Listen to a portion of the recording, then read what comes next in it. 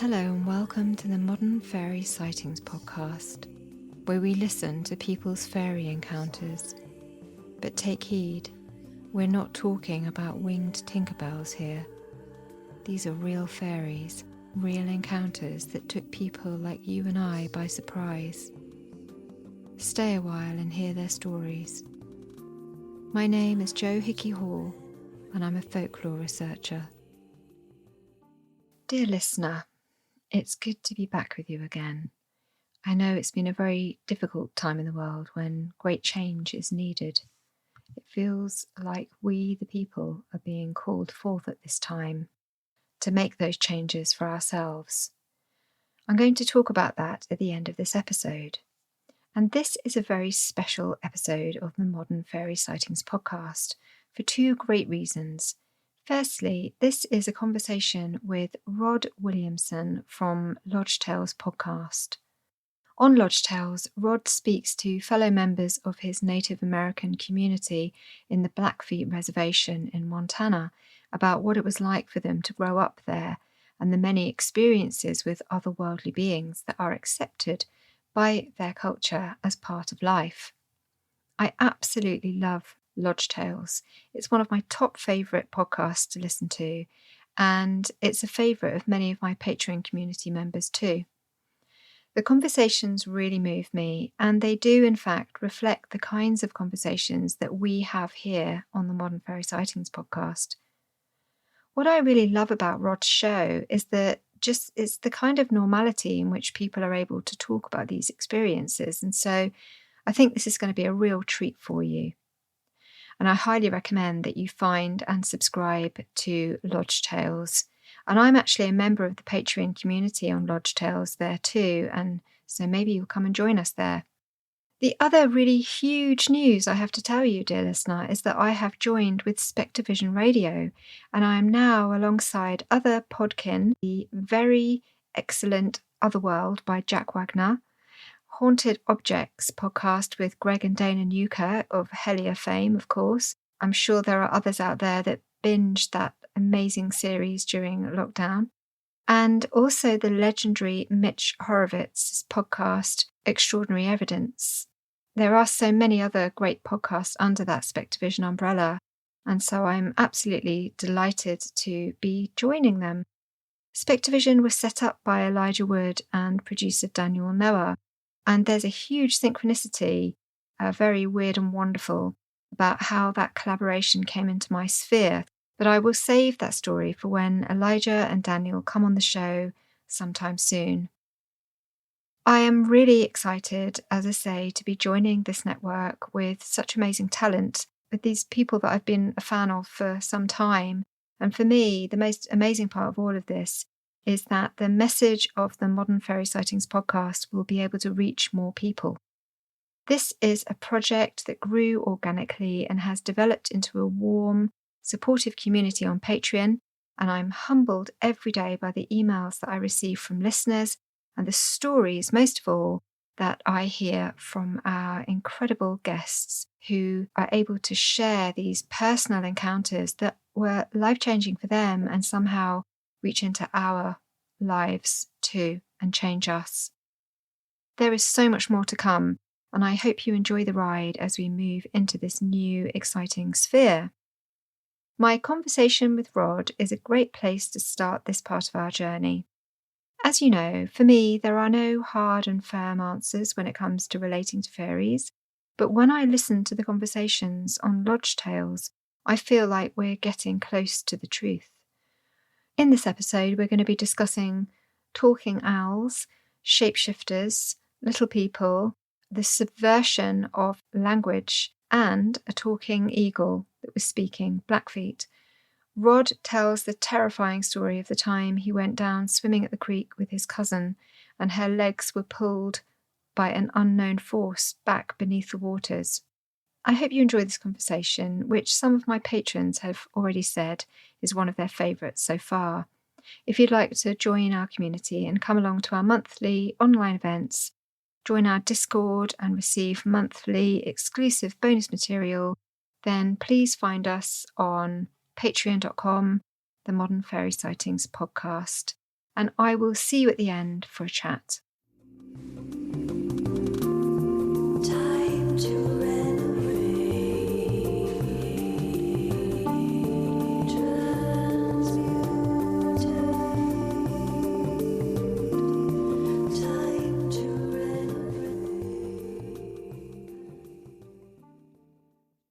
Hello, everybody, and welcome to the Modern Fairy Sightings podcast. And this time I am so happy to have with me Rodney Williamson, who is the host of Lodge Tales. And Rodney is a Native American and member of the Blackfeet tribe in the Blackfeet Reservation in Montana, which is actually one of the largest in the United States, and surrounded an incredible landscape surrounding this reservation. And I am an absolutely huge fan of Lodge Tales. If you haven't listened already, then you really must, because this is an absolutely fascinating series of discussions with people like myself and my guests on my show who are aware that interactions with Otherworld is just a very normal part of what it is to be a human being. So, welcome, Rodney. I'm so delighted to have you with us. Oh, yeah. Thanks for having me. Appreciate it. I've so appreciated listening to your episodes, and often you might be speaking with members of your family or extended family, other members living in the Blackfeet Reservation. Sometimes we get an insight into what life was like growing up, and then the multitude of encounters that occur with otherworldly beings. That, as I say, like us, it's just part of life. You know this and I know this, but I feel like the wider world is still kind of getting to grips with this, or indeed has no idea about this. And so just so excited to have you here to ask you about that. And so perhaps, we could start by, if you could explain to listeners about, where you're living and what it was like to grow up there. Yeah, so the Blackfeet Reservation is kind of nestled right on the east side of the Rocky Mountains.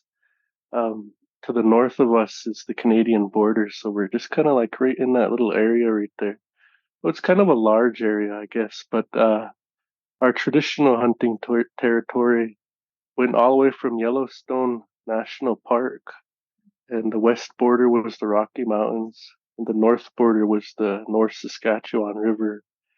And if you follow from the south going to the east, the Yellowstone River to a certain point, then it goes straight up to the North Saskatchewan. It was a huge hunting territory at one time. And where today we just reside on that little area right there against the Rockies. And um, she's right, the landscape is pretty um, beautiful. It's beautiful up there. I mean, you grow up around there, you don't really think about it, honestly. But when I go, and in certain places, like here's this place I go uh called Badger Creek, where it comes out of the mountains. There's a gorge there, and it's like drops of this clear pristine mountain water. They're like tables that just drop down. It'd be like a big pool and another table that drops down, then finally it hits the river. That's where we go camping and fishing a lot, picnicking a lot back in there. And so it is a really, really beautiful place. But where I grew up at is outside the mountains, down in this valley. The Medicine River is what kind of leads right by our house, and my childhood home is actually my grandfather's home, and that's where I grew up playing out there. That whole, geez, 10 miles either way up and down the creek. That was my playground. It was a huge area where I grew up, and of course you got town 15 miles away. But I grew up, going to ceremonies and things like that when I was younger. Um, First brought around it when I was hurt I got hurt. My appendix, it burst in my body, and I was being poisoned. And this was in the fourth grade as well. Seems like a lot of things happened to me in the fourth grade, but I was sent to the hospital one night. I just couldn't stand the pain anymore. And my dad had brought me up there and they told me that I was, doing pretty rough with that. So they scheduled a surgery for me 120 some miles to the nearest, well, we would say city, but it's not, it's like a town. And Great Falls is where I had to go do the surgery at. Well, I was down there by myself and my mom and my dad waited. My mom couldn't get down there because she was at work.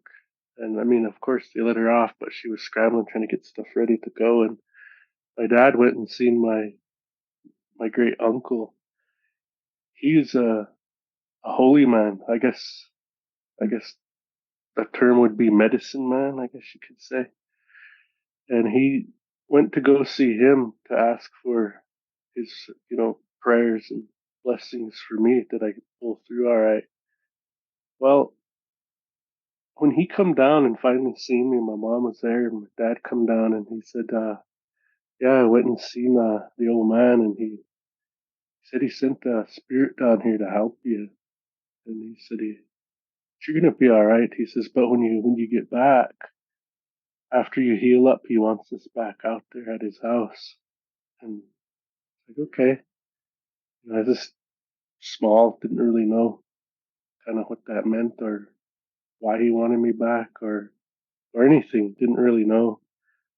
But one night, I never tell this story, so you're the first person I've told this to on any sort of podcast. But this nurse, when I was in intensive care, and I had those stitches in my side, and there was a drain tube kind of poked right into my skin, and it was draining out that poison. But uh, I remember her saying, "Now, when you start feeling a little better, um, maybe start doing like some sit-ups, but don't rush it or don't go too hard because you'll rip your stitches."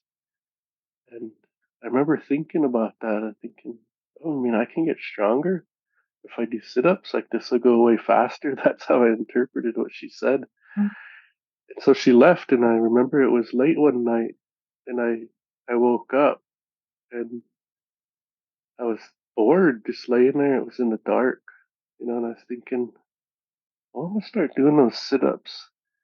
And as soon as I tried, I felt two hands on my chest, just gently holding me down. And I don't know, I couldn't move. I couldn't sit up like that.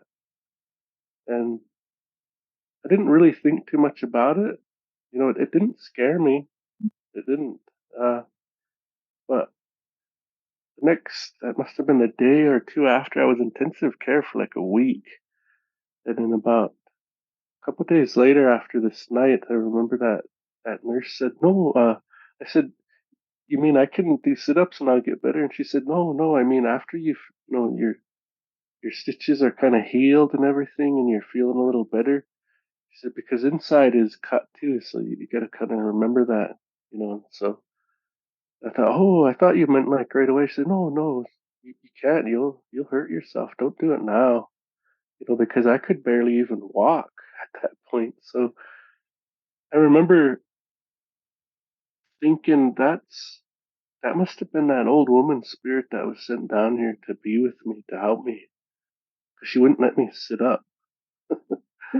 And so that was kind of like, it wasn't the first paranormal experience I had, but it was one that kind of sat with me, and it made me think because I was to the point where I was starting to understand more and more. I wasn't like a little kid anymore. I was getting a little more understanding and things like that. So we get back home, I heal up, and my dad says he wants us out there tonight. He's having a night lodge ceremony, and he wants us to attend that ceremony.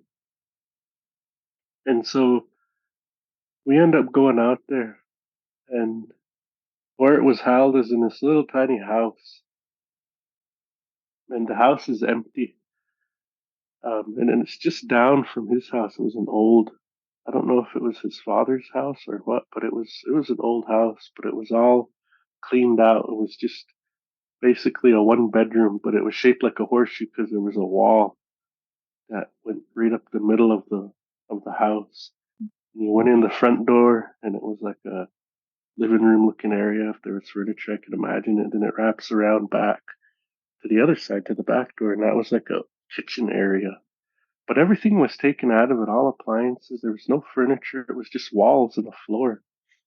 And just like in a sweat lodge or a regular teepee even, on the west side, all of those men sat and they had out all their bundles. They were all open and all of those, I guess we'd say like the holy artifacts were out and they were open. Um, and I remember we come in that front door and seen a couple of my cousins in there. We were really young yet, and I remember seeing my see. I call him my great uncle because my grandpa and him were raised as brothers out on the creek, out in Temed, Medicine.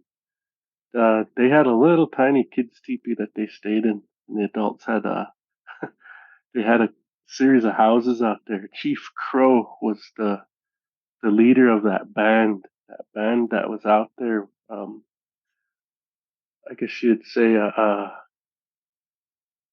we could just call it a band that was out there. The leader was Chief Crow, and that name was the All Sacred People or the All Holy People because all son-in-laws that he got, he gave them medicine, gave them he made sure they all had something, a holy pipe, rights to this medicine or to this lodge or to that lodge.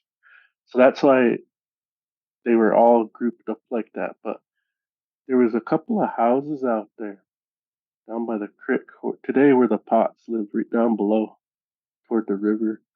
I seen the old foundations when I used to hunt around down there, Mhm. and my grandpa and them had a little teepee right out back, and the old man was young, so was my grandpa and a couple of other folks that he was raised, a couple other boys.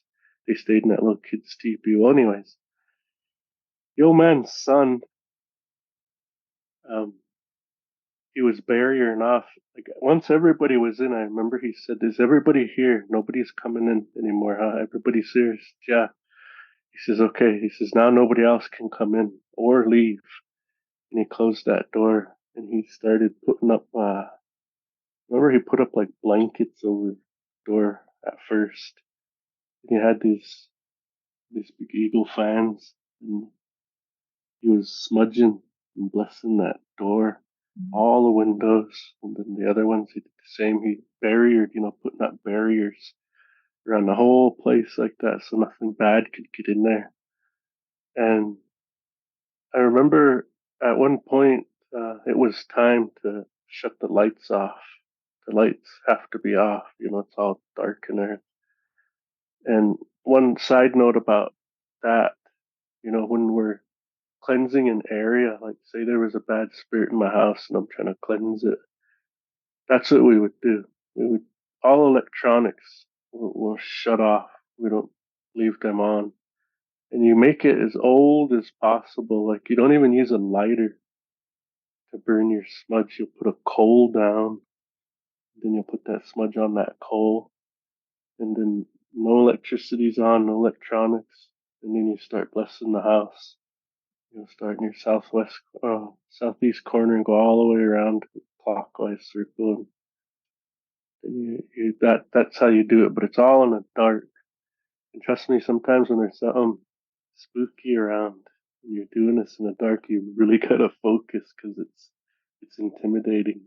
It really is. And so the lights get turned out, and I hear those old men start singing. They're all singing their songs, and these songs, they come in a number of different ways. You know, ultimately, they're given to us by Napi Natusi, by the Creator.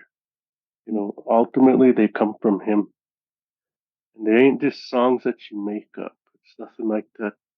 Usually, a spirit will teach you that song, whatever it is that. Say it was like a everybody medicine, like a bundle that belongs to the people. That's like for everybody. The original people that first got that bundle, they were taught those songs by a spirit or a group of spirits, even taught them all those songs. And that went with everything that was put in that bundle, every artifact that was in there had a certain amount of songs to it that made the medicine work. Uh, It's a, it's a key part of everything. So um, that's what those men were singing. And then say you had like a personal type of medicine, like say uh, Imoyitapi or the Sasquatch, the Bigfoot. Say he gave you some medicine. Mhm. He would also teach you a song, or little people gave you this medicine. They would teach you the song that goes along with that to make it work. Well, those are the songs they were singing, these holy songs. They all start singing, and when that happens, usually all those spirits start coming. They all start coming in, and that's how it went. I heard first. I heard well, there was these two birds, but one stayed over by those old men because you could hear them flying. They were flying like would be up by the ceiling, just kind of in the air, about a foot below the ceiling, just flying. And the one flew over by me, in front of me and my dad, but toward that door. And there was somebody sitting against that wall. Um, and it was just flapping, like, like in the air, right above this person. Then I'd slowly hear it kind of move, and it would stop above another person and flap. When they're doing that, they're blessing you. Mhm. And I heard it go around the back of that wall, somewhere that way. And all this time, the men are singing, and you can hear these rattles. The rattles are their drums, and they're singing. Well, all of a sudden, I start hearing one of those rattles move, and again, it's moving in front of me. And it's dark. You can't even see your hand when it's in front of your face. It's that dark. And I remember thinking, how are they not falling down? They're walking around in here, but I don't hear them walking. How are they not tripping? Because there was people everywhere. There had to have been like 40 people there at least. And that rattle just kept moving in front of me. And then it went around back again, like how that bird went. And then it went around to the back side of that wall. And I could hear it behind me through that wall. I could hear it right behind me. And my back's up against the wall, and I'm kind of sitting close to my dad. And I remember my elbow, my left elbow, was against the wall. And when it was there, this rattle went right through that wall, that one I heard behind me, and it tapped me 3 times. And I got scared. There's no way. Nothing could tap me, my arms against the wall. I couldn't make sense of it, so it scared me. And I told my dad, I said, Dad, that rattle's touching me, but it's going through the wall. And he said, Oh, don't worry, my boy. It's good. It's good. They're blessing you. Don't be afraid. But I was still, and so I just got really close to my dad and kind of hooked his arm. You know, I even scooted closer. Once it tapped me, it went back around, out, and it went back over by those old men.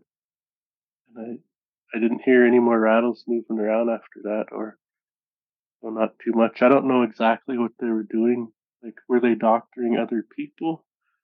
Um, I don't know why they were having the night lodge. Was it just to have one? I don't know that. I was too young. I wasn't privy to that type of information at the time, so I don't know. But when we were getting ready to leave, the lights turned on. They were done doing the ceremony. Everything was done, and we were getting ready to leave. The old man, as soon as those lights come on, that was my dad. He says, Jimmy, he says, those spirits are really glad to see your boy here. They're glad that he came back. And they're glad to see he's okay. That was all he said. And my dad just said, nodded his head and put his hand up, like, you know, all right. And so we end up leaving. So when things like that happen to you, especially at a ceremony and you're that young, certain things become validated within your mind, even at that age. And you realize you can count on this. This is real. This is something that you can use. This is something really powerful. And it sets that, it sets you up for, down the road for your spirituality to bloom and to blossom and for you to embrace it more because you know it's real. You know the things that all the stories you might even hear when you're that age, they're all real. So this is our community that that were there at that ceremony. That was our. It's widely accepted in our way, um, that these spirits are real. That spirit world, that future world where we all go to, is real, and all of these things kind of validate that for you. It erases a lot of your doubt. You don't really have a lot of doubt, and that's one of the things that really shuts that off. Your link to the spirit world is if you doubt. It's almost like throwing uh, blinders right over your eyes. You can't see anything, and that's what doubt does. And there's a lot of it around. A lot of people that don't even believe in Great Spirit. There's a lot of that around, but those types of things like that are always really eye opening for you. And I mean, I can go all the way back to where I was about 6 years old, and I don't know if you've heard this story listening to my podcast, but I'll say it here for your audience. Yeah, please. So when I was really, yeah, I was about 6 years old. See, my uncle had a cattle ranch, a horse ranch across the creek, and my dad was a cowboy. He was always he was a really good hand, my dad, and they're all cowboys, all of them out there. And I used to help them brand, get those horses in, work with those horses in the arena, whatever they were doing. They're always cowboying up. Well, at night, sometimes they would stay there and party. They were still young and they were wild in their own right, and so they would party. But as kids, we're always taken care of. We're always like talking me, my sister, my brother. My brother wasn't even around yet. My sister and I, we would be taken care of by our older sisters or our cousins. We were raised like that. Those are my sisters, but they would take care of us. And it was a one-room ranch house, and we used to go in that room, and all of the girls and myself. I was the baby, and I would sleep in there with them. Sometimes on that big bed, or they'd even make me my own little bed on the floor, and just take care of me, watch me, and put me to sleep, things like that. When my folks are staying there late, you know, sitting up with those other adults. Well, one night I heard them all run out. They all run out the front door. That's what it sounded like. Everybody was running out the front door. And before my sisters could stop me, I opened that door. And straight ahead of you is the front door. So I opened that door. I could hear them, hey, get back and close that door. And I went running out. I jump off of that front door's still open. I jump off of that porch and I look to my right and I see my uncles. They're all yelling. And they were telling something to leave. Like, get out of here. Go, and throwing things at rocks. And one of my uncles was picking up a hose. I remember that, like an old siphon hose. He was picking it up and gonna throw that. And there was four of them. And they were all chasing something. I couldn't see what they were chasing. I thought it was a bear coyote, maybe a wild dog. Because I didn't know what it was, but they were chasing something out of there. And as you come out of the house, there's an irrigation canal right to the west of the house, and there's a big bank holding it in, and there's a road on top of that. We call it the ditch bank road. Well, as you turn left, you'll kind of come down a little incline, and that's the dirt road that leads right to the house. And just across the house, across that little dirt road where you pull in at, there was a tack shed and an old corral. And there was an outside light over there. It wasn't very bright, but you could see. You can see all right. And there was a red horse trailer parked by those corrals. That's where they were yelling, was over by that horse trailer. That's the direction they were yelling at. And I'm just standing there looking, and it's quiet. It's one of those nights where it's really quiet. I mean, it's so quiet you can hear the silence. I don't know if you've ever been around in nature when it's like that. It almost sounds like that's the only way I could describe it. So it sounds to me, but it seems like you can hear the silence. Well, it was like that, and no wind, nothing. And while they're yelling, I can hear something over there, and it sounds like old men, and they're all speaking Blackfeet, but they're talking kind of low under their breath, almost like they were talking to themselves almost. And I could hear them speaking Blackfeet, but I couldn't make out what they were saying, but I could hear them. And I'm thinking, what the hell is that? And I look up. Finally, my eyes drift up to the top of that horse trailer. Excuse me. And there's about 7 or 8 owls, and they're all speaking Blackfeet on top of that horse trailer. And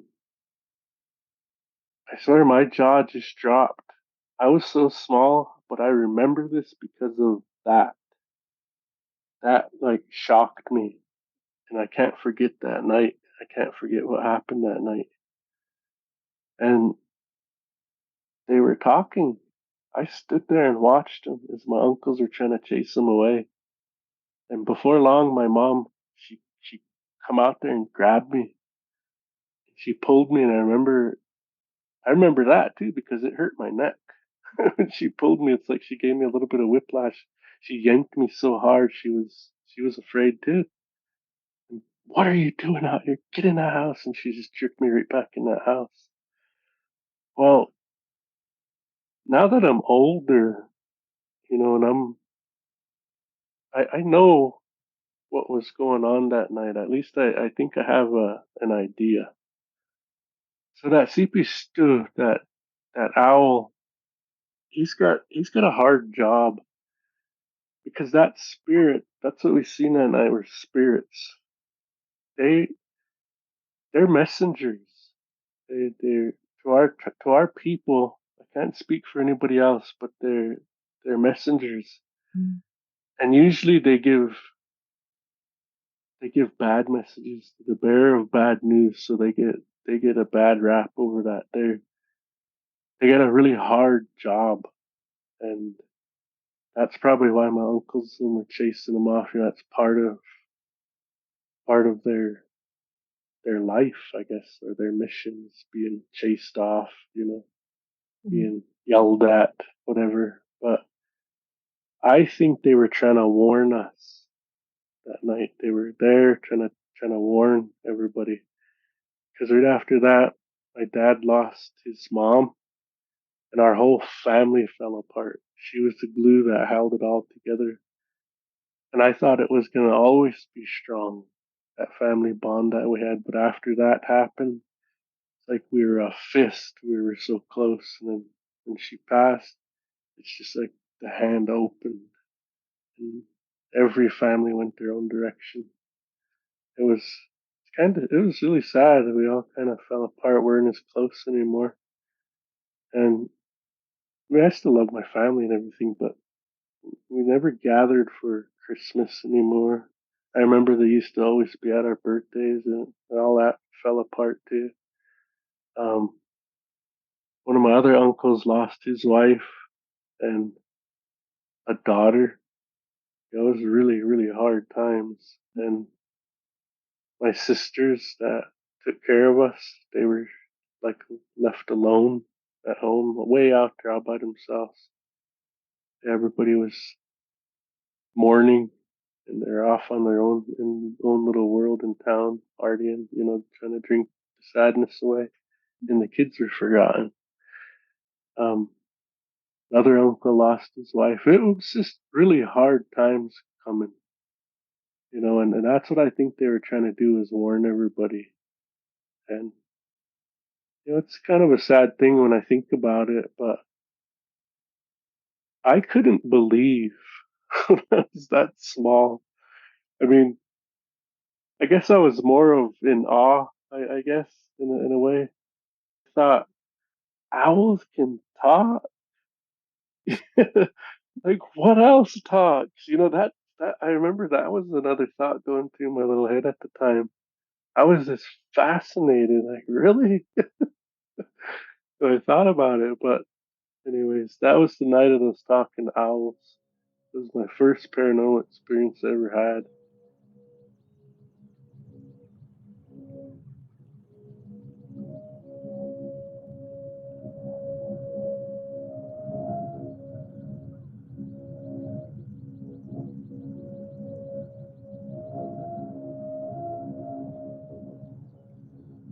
I was never, like when I'd tell my mom and I think we're getting spooked. They were never the ones to say, "Go back into your room. It ain't nothing." No, they would listen to us. They would help us. They would smudge everything out, and they would make sure everything's okay and there's nothing bad is around. Because even those good ones will scare you. When they show up, I don't think they mean to, but it just surprises us, kind of jolts us, like whoa. And so they kind of even scare you a little bit, but that fear don't last, because they're good, so they emanate that good feeling out. But they would always make sure it was nothing bad around, and saying that's how I am with my kids. Yeah. If they're scared, I'll smudge for them, and if they want to, they can come sleep in our room. Just jump right on that bed. It don't matter. They'll get in here, as long as they're safe. And the main thing is we're not. I see on movies and I hear stories from other people. They'll say, yeah, they just tell us it's nothing to go back in there. And then how I translate that is, oh, I don't believe in those. Mm. Just go back in there so they can haunt you some more. It must be some kind of personal hell that those people go through. Yeah. I just can't imagine. Well, let's fast forward to when I was in boarding school. I went to boarding school when I was in the second grade for the first time, the Blackfeet boarding school. Because my family, my folks were acting goofy. They were all still acting up after my grandma passed. And I mean, I just wanted to be with my friends too. So I went down to the boarding school and you get meals, you could ride horses, you can go play in that gym. They bring you up to the swimming pool, to movies, things like that. So it was good. Yeah. I didn't have to worry about food or anything like that. I remember at times there just being a one head of lettuce in the fridge. That's all we ate. But down there, I never had to worry like that. And so one night on the little boys' wing, if you're fifth grade and below, you stay at the little boys' wing, and they don't have doors. It's just a hallway and open cubby holes on either side, big rooms on either side of the. But there ain't even no wall there for a door. They're just open, like you can see to the across the hallway to the room next to you, and you can see right in there. And so that's how that little boys' wing is like that. And the big boys' wing is for sixth graders up to 12, and they got doors on their rooms down their hallway. Well, when I went down there, since I went down there late in the year, I was put at the far end because they fill all the students from the first rooms back. Those back rooms, if they ain't at full occupancy, are empty, and they had like mattresses, bed frames, things like that, kind of stored back there. Well, there was an old exit sign back there, and I remember it cast this red light everywhere. It kind of looked eerie because it would be dark, and that's all you'd see is this red light back there. And I'm just about to go to sleep. I got my bed toward closest to the hallway that I can because the light coming from that main hallway way down at the end of the hall, it shined a little bit. It kind of reached us a little bit, so I wanted to be in that light because I was afraid. Just afraid. You know, not being the first night down there. It was different. Just a kid being away from like my family, and so I was a little afraid. And finally, I started going to sleep, but I heard I heard some kids playing, and I thought, geez, I wonder what they're doing. Like I should get up and go play with them. It sounded fun, whatever they're doing, because I could hear them laughing and running. And I sat up and I looked down the hallway toward all those other rooms. Like nobody was up, nobody was awake. So I looked down the hallway, and when I looked, I could just see like, I don't know, like the rear half of a little kid run by. They ran by that last room and ducked into it too quick before I could see them, but I just seen the end of them running there. And there was two of them, two little kids. And I start thinking, is who is that? Wait, everybody's in their beds. You know what? Nobody walked by my bed. Who's down there? And then I knew it was spirits. They were playing down there, and I couldn't. I was scared. I was scared of that little boy and that little girl, and I just laid there. I put the covers over my head, and I just laid there. And I remember hearing the band AC/DC. Those big boys would listen to it. Geez, I liked how that sounded. Yeah. I remember trying to remember one of the songs and focus on singing that song, like the words to it, just how it sounded. I was trying to remember every bit of it. That put me to sleep. I was so afraid to pull the covers off because I thought they'd be standing right there. You know, I was Mm. scaring myself too, on top of them being around, and I was afraid they were gonna be right there. So I really didn't want to pull the covers off. And to this day, I can't sleep like that. I can't put covers over my head, and I have to see. I just, I don't know. Something stuck with me all these years. I never could do that. But one night it got so bad that all of us we piled into that front room on the left as you're going down the hallway. We scoot two of those beds together, and we just all piled on there like sardines. Took our own blankets from our beds, and we ran down there because it was getting bad that night. They were really making a lot of noise down there. They were throwing things, and we could hear banging like they were, I don't know what they were doing, jumping on those frames or something, but we heard banging, and we could hear stuff getting thrown around, and we could hear them laugh. You hear the pitter patter of their little feet running across that VCT tile. It's kind of like, industrial type floor. That's what they're, we could hear their feet just pitter pattering as they'd run. And they were really, really having a heyday down there, and it scared us.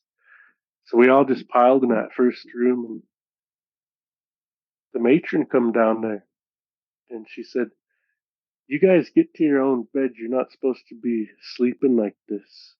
And scoot those beds back apart. If I have to come back down here, I'm gonna spank you guys." And so we listened to her, put all that stuff back, went back to our beds, and those kids would quit playing when that matron would show up. They'd get quiet, and we went back to our beds, and they started in again.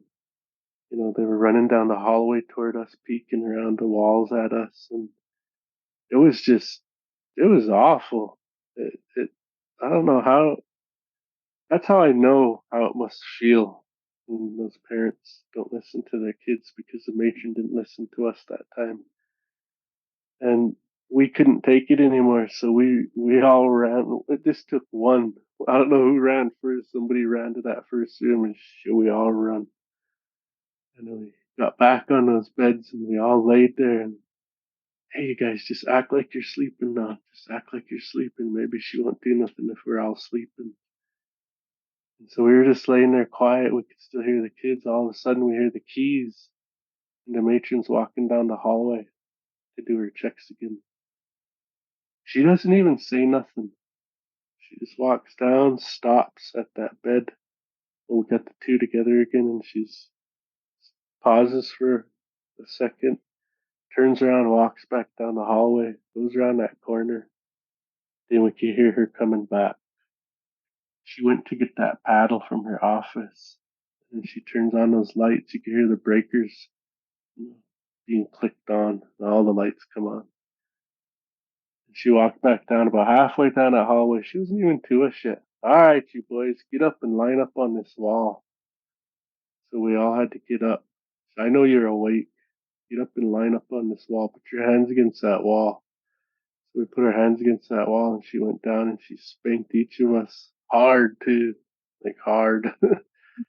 And so that night we were put back to bed, spanked and getting spooked. Geez, that was a miserable night. Mm, But I know what that feels like to be ignored by people that are supposed to be protecting you and things like that are happening. mm, And that just goes to show that not everybody on our res is traditional as others are.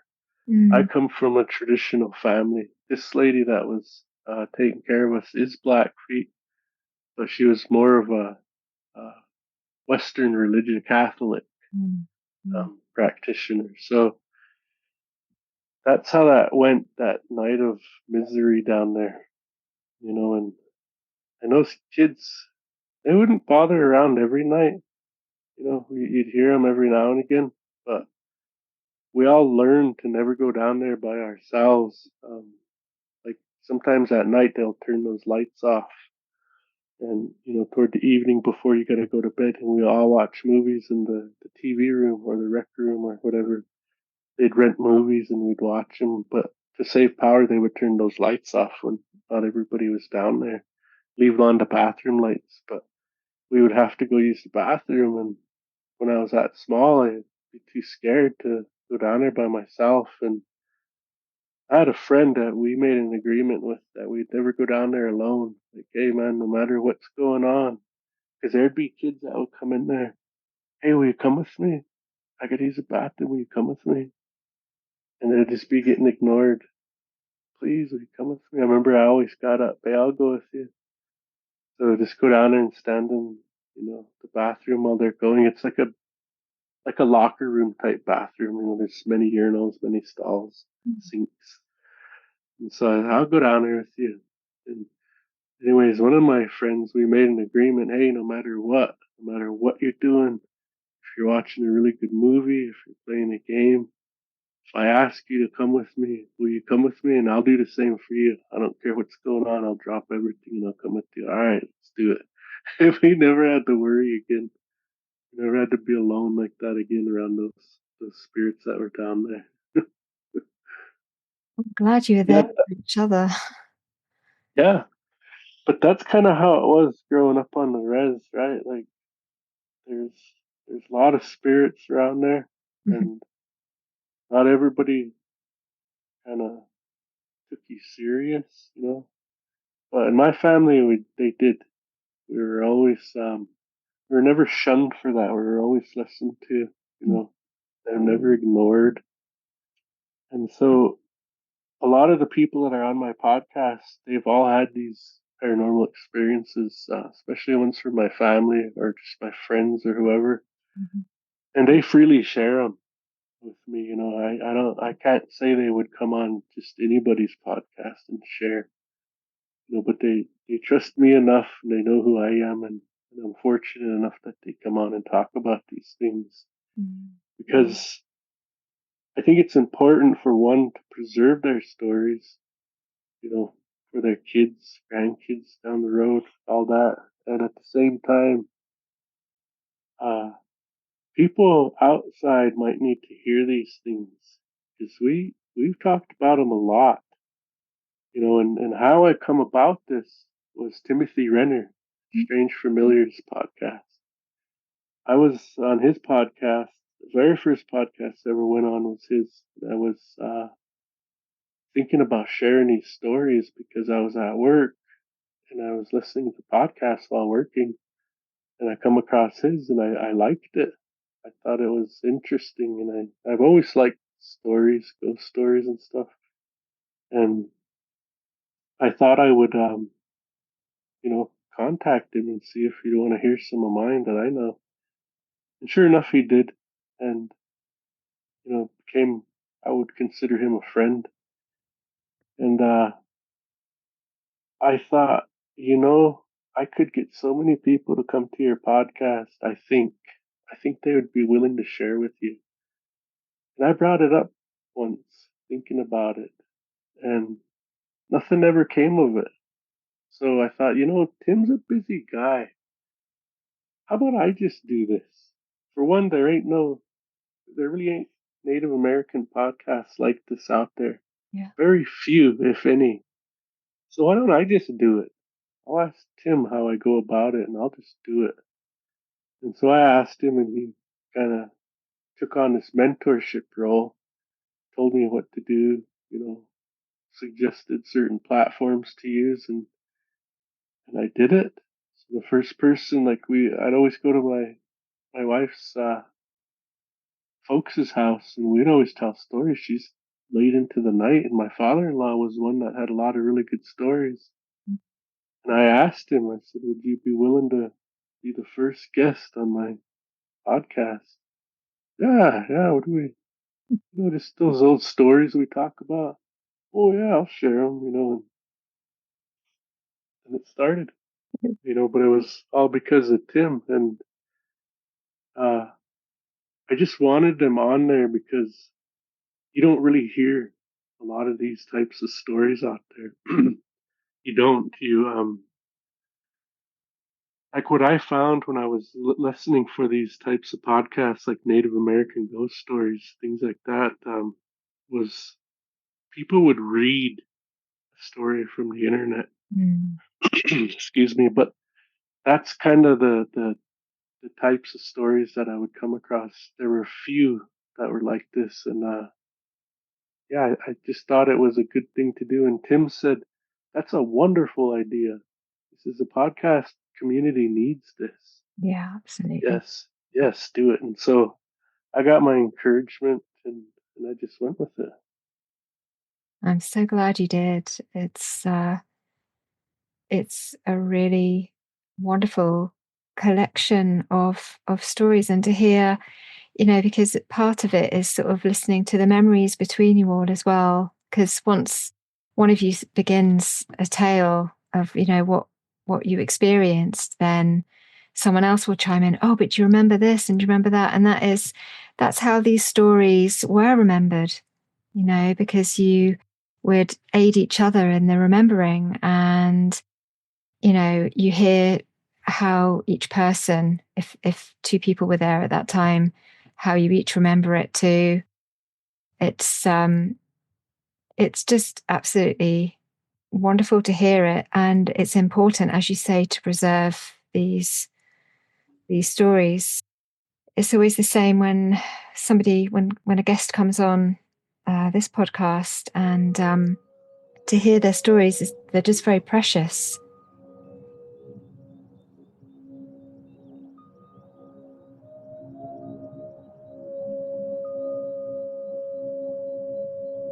I love the way that you were describing how your father, you know, he took you along to that first ceremony, and he just said to you, you know, don't be scared, because he knew that it was safe for you to do that. And then, as you say, the way that the adults in your family would come and smudge and cleanse the room, check the room if you felt that there was something in there. This is something that I talk about on my show as well. Is that I feel it's so important to listen to our kids when they tell us these things, because I know I remember what it was like being a kid and having all sorts of experiences. Luckily, for me also, my parents did, on the whole, they would listen to me, although they weren't able to deal with situations like your family could. They wouldn't have known what to do, but they did listen to me, and they might have shared their own strange experiences. Or I had an elder brother and sister who eventually shared their experiences too. But it's so great to hear that you know there's an acceptance that these encounters with these beings and this other world, that it exists. And I share, your view that it's very important for people to hold a belief and knowledge about the world as it really is, because it helps you in your life. That's what I feel. The owl, the talking owls experience, and I had heard that before. It was so good to hear you describe it here. I wondered whether, do you think, I think you said that there were six owls, is that correct? Oh, there was like 7 or 8 that I could see. There was a handful there, yeah. Quite a few there. I wondered if you thought that somehow the spirits that were talking through those owls, would they have been representative of the different families in any way? Do you think they could have represented the spirits of those families? How did you make sense of it? That they were coming to warn the community, look, you need to prepare for something ahead. Or do you feel like they were the ancestors coming to warn, or from somewhere else? Oh, they're their own spirit. That owl, that animal, the life force that's within a physical owl. That's what was coming for us to warn us. Is how I think about that. Yeah. Maybe I can talk about that a little bit here. So this is kind of like how it works in our way. What makes a blade of grass grow? Well, water, sunlight, yeah, of course. But within it, there's a life force that makes everything in nature be the way it is. I'm talking in the water, in the rocks, even in the four directions, trees, all of it. There's a life force in all of it. In the earth itself, there's a life force or a spirit. Everything in nature has a spirit. Every star, every planet, every every life form has got a spirit or a life force within it. And these life forces can communicate with us. These life forces help us. They they take pity on us, as we say it. They take pity on you. If you're lucky, they'll take pity on you. You just gotta ask them. You just gotta ask them for help. And all of this life force comes from the same place. Um, it's a vast debate where the source of life. It all comes from there. Uh, even Napinatusi, even the creator comes from the source of life. It's all from that spot, comes out from there. So all of this intertwined, we're all connected to all of it. All of us are. We're we really live in two worlds. Each human being does. Part of us is in the spirit world, part of us is in this physical world. That's how when you get scared, or when you say, did you feel those vibes around that person? Do you feel how heavy it is here? That's your spirit sensing other things in that spirit world that you can't really see. or you can't sense with your physical being. You'll sense it with your spirit. And so those things over now, now our ways are really old. One of our oldest bundles, well, just one bundle in particular is 12,000 years old. And when that one came about, there was a there was a mistake. Um, this this beaver, right? A beaver. He ended up taking this. There's a couple versions of the story depending on who you talk to, but all lessons are kind of the same. All of it's kind of the same, in that there was something that happened, and that these beavers helped this man. They wanted to make the wrongs right again, and basically they made like this treaty with man. They didn't want to get wiped out. There's a whole story to it, but I'm just kind of highlighting it. They made this agreement with man because they didn't want to be wiped out. They wanted to save their people too. And so, in our way, that beaver spirit is really, really powerful. And he asked all the others to give something too to them, to the man. Give something to them. And at one point, the otter was like listening to him, saying, "Well, why do we listen to him? Let's just eat him." And that beaver told him, "No, no, we can't, or we'll be wiped out. We have to do this." And so he called on all the other animals to give something to that bundle. And what ended up happening there was that these animal spirits gave control of their life force to the humans, to the Blackfeet, and they were to be keepers of these gifts, and it was to take care of them and to make them prosper and to stay alive through all of these years.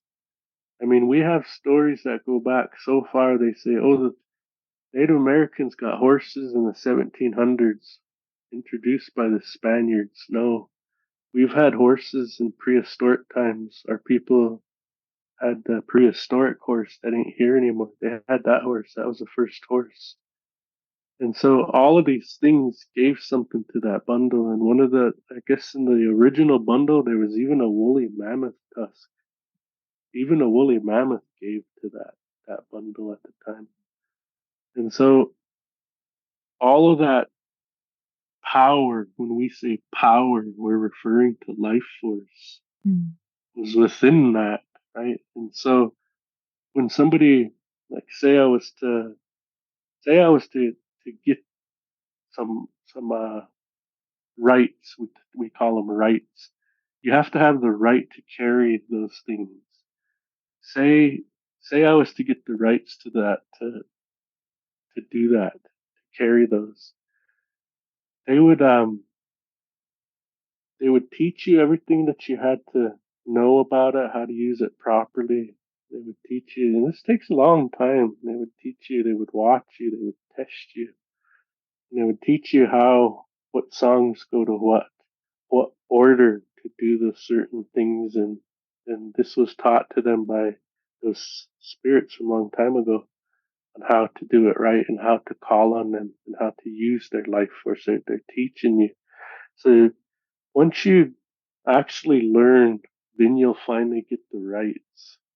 And when that happens, your spirit, your actual life force is transformed into something more.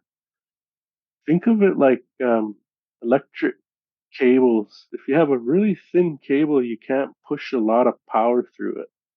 You got to have a thicker cable, then more power can be pushed through it. It's the same with your spirit. If people try to fool with these things and they don't have the rights, their spirit wasn't transformed yet, then they can be harmed. So this is why a lot of natives are really protective of these old sacred ways. It's not to gatekeep per se.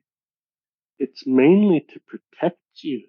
Mhm. We're, they're not trying to harm anybody. That's not what these gifts are for. They're not to harm. They're only for good, right? Like a lot of these are. That's not to say in the old days they had stuff that they would use to harm, like war medicine. They had war medicines that they would use too. But at the same time, this stuff is not meant to harm. A lot of this, and so throughout the years, we've survived. Um, in 1865, there was only about 1,000 Blackfeet left in this whole world Mm. between all three bands of us. Mm. I am Umskapi Pikani, and then you got the Northern Pikani, then you got the Gaina, and you got the Siksika. There's really three bands: the Pikani, the Bloods, and the Blackfoot. Those three bands make up the Blackfoot Confederacy. In the Confederacy, there was only about 1,000 of us left after Starvation Winter. Um, the government failed to honor their promises, and everybody starved that winter. And these things, these medicines, were still kept. They, I always believe, those are what got us through all of these hardships. That that serious, blatant attempt at genocide failed. Mm. We're still here, and I think it's because of those bundles and all those holy artifacts and all that life force that was there to protect us and to help us. And today, just in my band alone, there's 20,000 of us roughly. Give or take. I think there's a little more than that, maybe around 23,000 of us uh, in the world. That's still pretty small, but it's it's significantly more than 1,000. Yes. In our band, there was about 500 left after Starvation Winter. That was a really sad time. I asked my grandpa about it, and he said the stories the old ones told me was it was so bad that they were boiling their leather shoes. They were eating that leather. He would talk about it, the stories that he heard. He was born in the 20s, so he'd listen to those old ones tell stories. Yeah. But it was a sad time. All the ones that passed are buried in this place in a mass grave Mm. in this place called Ghost Ridge out at the old agency. Real long Badger Creek up on a ridge.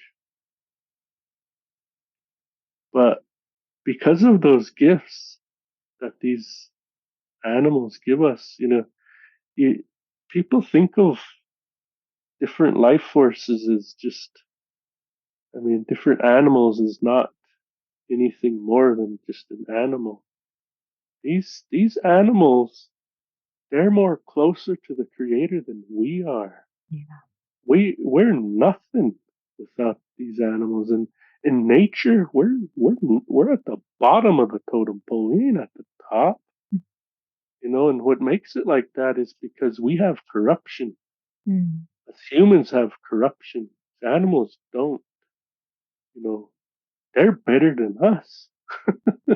We need them. They don't need us. And so that's kind of how it is. That's how we see this world and the things that live in it. One of my friends, go a step further. He was out fasting, and he had a fasting circle made, but during the day he would he could leave that circle. He could walk around. He'd walk up on this little hill, like this little knoll above where he was at, sit there, and up in the mountains, and smoke tobacco in his pipe that he had, and just praying all day. You do that for 4 days and 4 nights, and then you go back to that fasting circle and sleep. Get up in the morning and do the same thing all day. There's certain things you got to do all day when you're fasting like that. Mhm. People call it vision quest. It's a Hollywood term. We don't really say it like that, but I'll say it like that just so folks know what I'm talking about. You know, he was out on a fast. Well,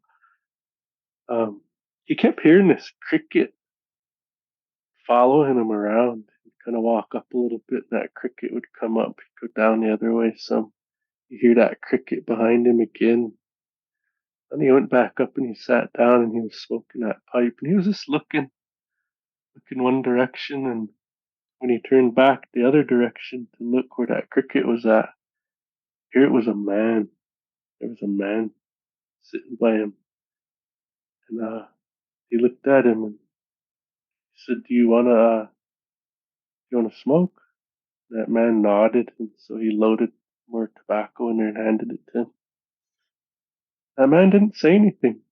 He just smoked that pipe until he had his fill, and he gave it back. And when he was cleaning out the pipe, and next thing you know, that man was gone, and that cricket was hopping away again.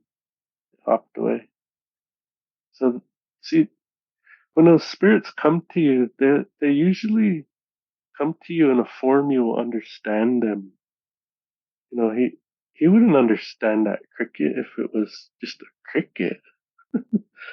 It had to make itself into a man so he could, you know, for one to smoke that pipe with him and to, well, just so he could understand, you know, Yeah. it's me, so that's kind of how those things happen. They usually come to you with something you'll understand. And so that, in my mind, I always think, a spirit can pretty much do what it wants. They're not always, you know, put into this box like how we like to categorize them. They can be pretty much anything, that they want. Now, I'm not too sure if that goes for every spirit because there are so many spirits. Like some of the most, I guess I can say, bizarre spirit that I've heard of. Again, we were in boarding school, and I must have been older at the time, about fifth grade. Yeah, it was fifth grade. Uh, you go home on the weekends, but you stay there during the week, and you go home on the weekend. And one of the boys come back down. He's gonna says, "Hey, I was at so and so's sweat lodge this week, I was sweating with them, and that backwards spirit came in there, and I didn't know, and it asked me, do you want to wrestle?" And I said no, and it started flopping me all over the place in there in that sweat lodge, and because you're supposed to tell that one the opposite of everything. You Mhm. want to wrestle, yeah, and it'll leave you alone. You know, things like that, and like just imagine everything backwards. That's how that one is. That's how you have to treat that one. And all of these spirits are like individuals. They're not the same. Like you might have one.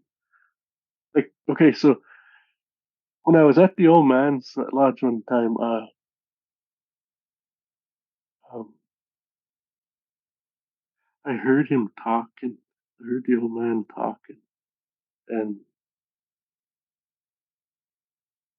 I knew who he was talking to, but uh, I don't know how I knew.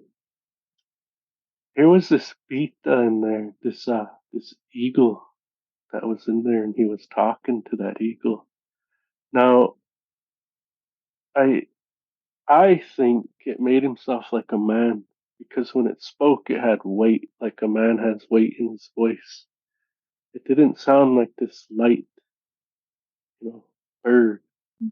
It sounded like big, like it had weight, and it was that eagle was really serious, and he was just speaking Blackfeet really fast and direct, no nonsense.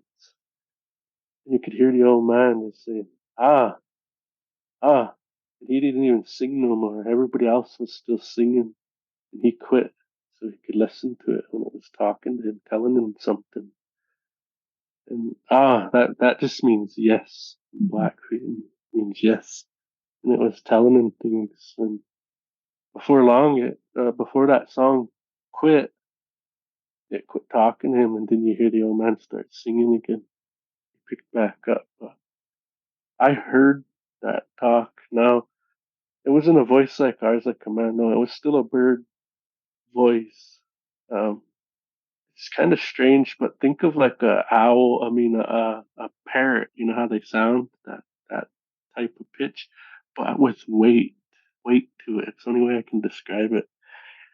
And that one was serious. Now, this other one would come in. It would never talk, but it would see in a sweat when those spirits come. They don't need walls. Walls don't mean nothing to them. That they just go right through. You might as well not even be in a lodge. You might as well just be on the top of the world, just sitting there. Nothing. Everything can come around you. They don't even need nothing. Mhm. And sometimes they'll come and they'll be above the lodge, but you'll still feel their wind when they're blessing you, when they flap their wings to make that wind. It causes heat and it heats you up, and they're blessing you. Well, that one used to always come. One of my friends used to try to hide from it because he didn't. He didn't. You can't hide from him. He says it would just come on the other side.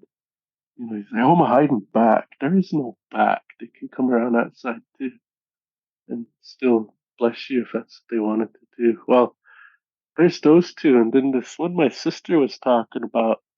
Said she was out at another sweat. This sweat allowed women to go in there. They had those kinds of rights to that. In the old traditional Blackfeet way, the women don't sweat. They don't do that. Well, in this one, they could. And so, uh, what was going on was this house was haunted. It was really haunted out there. And they asked for help. And so one of the men that my sister goes to his doings, he was called to go out there and to help them. And so he went out and checked it out and everything, and decided to have a sweat built right there. And they were gonna try and help them. Well, he was sitting in there, and already the doors closed, and already there was this old man spirit that come in. He was sitting in there, and then there was this horse, Spuno Kamita. It come in there too, and it was waiting. And there was one more spirit to show up. That was that eagle, his son. She said, yeah, they were just sitting in there and they were talking, and all of a sudden, she said that horse start bucking. She said that eagle come in and it landed right on that horse, right on its rear end. It landed, and that spirit start bucking in there, and it was knocking stuff over. And she said that eagle, he's really a character. I could hear him. We all heard him. He's just kind of saying, "Yeehaw, yeehaw." But that old man got mad. The old man spirit got mad. He saw, the kids behave. And anyways, they got everything picked back up, and they were talking like how they're gonna go in there and cleanse out this house and what they should do. There's something bad in there. Mhm. And that old guy running the ceremony says to that eagle, "You okay? Is it okay if we, do it like this or whatever?" And that eagle says, "What? You want me to go where? I ain't going in there. There's a spook in there." So they're comical. That like some of them are really characters, some of them are serious, and some of them you never even they don't even talk. They just kind of bless you like different ways. And another time that funny eagle shows up, he's really a character. He landed. He was the only one to come that time, I guess. She was out there again. And he was the only one to show up. When he shows up, he kind of lands in there, by that pit in the middle. He kind of lands and hello, hello, hello. He's telling everybody, speak in English. Everybody, hello, hello, hello. This is you know, when I flew over here today, when I was coming over, he says I flew over this lake. He says, and I looked down and I saw my reflection. He said, I look good.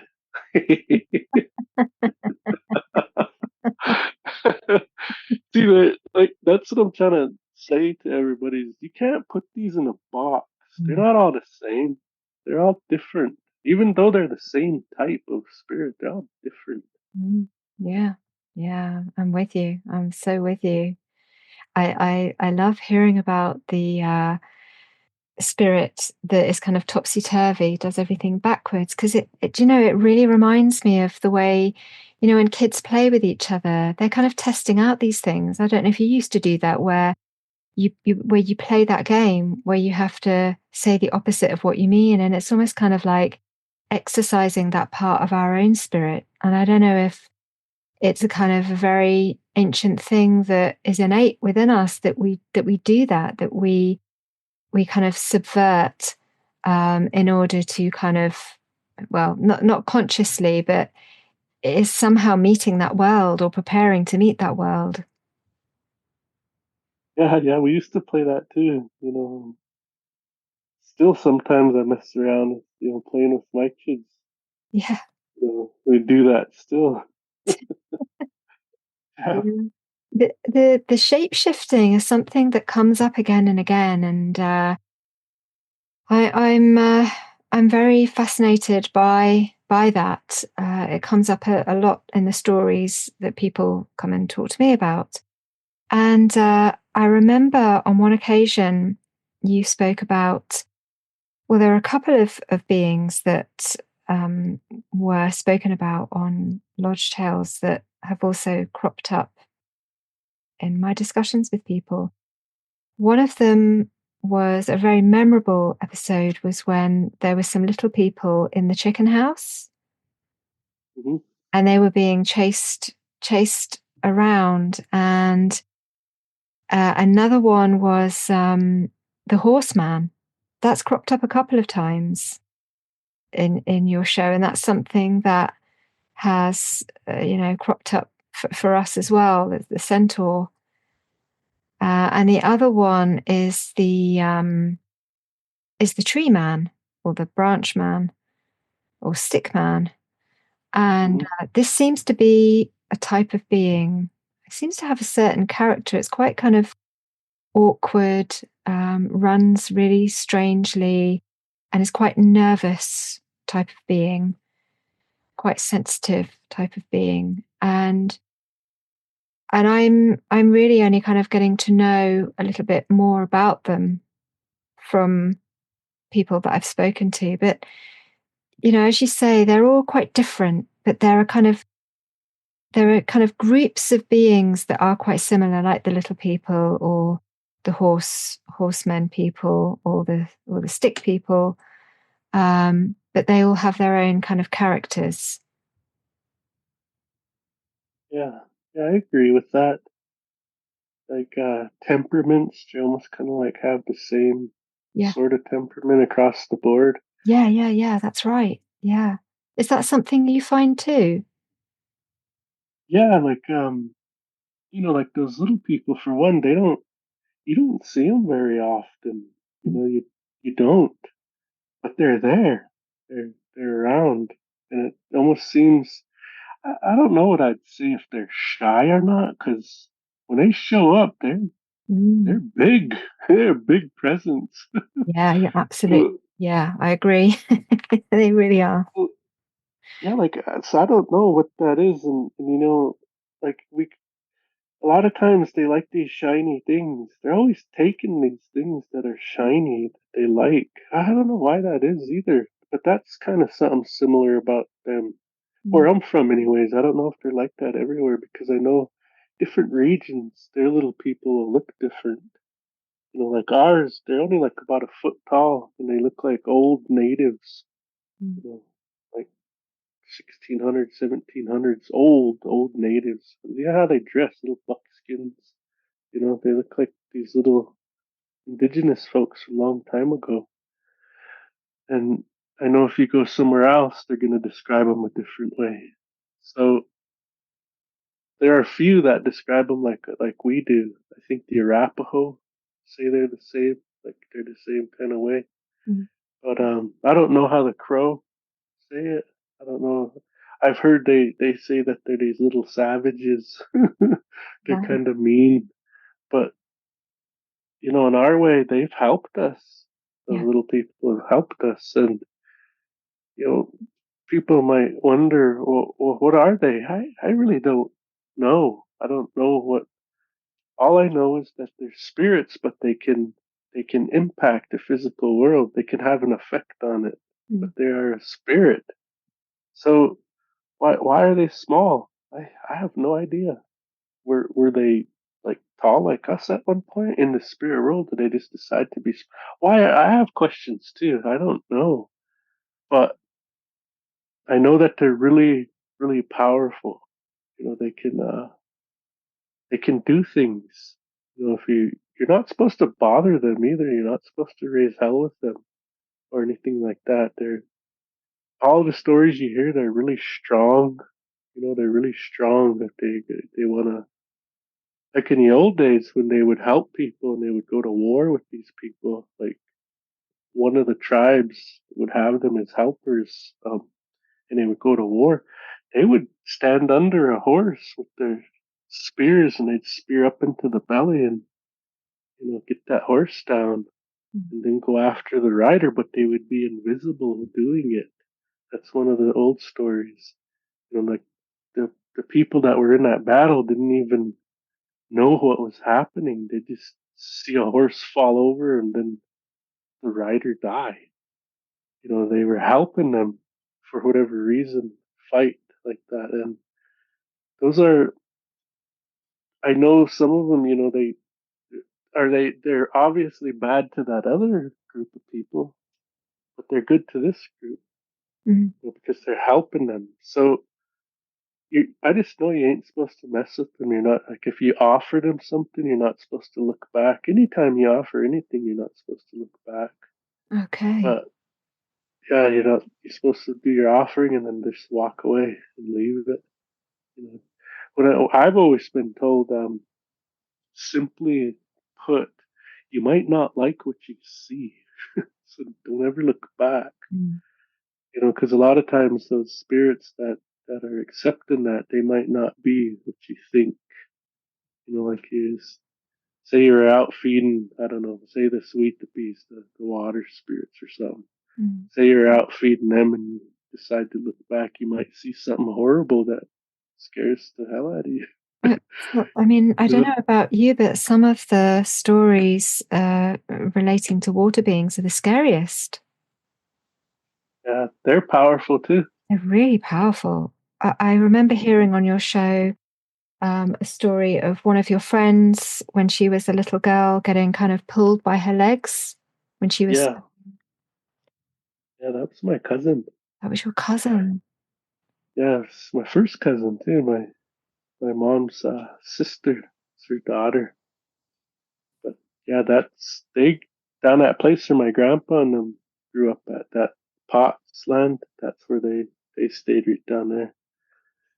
That's where I went down to go get her one day. But see, they the old man told us, the great uncle of the old man, he told us that to stay away. I Mm. just remember my grandpa and uncles, and there's some others that were telling us, "Hey, you guys, stay away from that bottom. Don't go down to that river. There's something bad in that water right now." And until they do something about it, you guys stay away from there. We weren't to go down there. There was a bad spirit in that water. Don't know where it come from or how it got there. That's all I remember. And it was a week, like a whole week or something. And to a kid, that's a long time. Yeah. That's a long time to a kid. I couldn't go down there for a week. I was down there every day. I lived on that creek. I was there every day, fishing, swimming, anything. I was always down there eating the berries by the river, all of it, just every day with me and my dogs, whoever would come with me.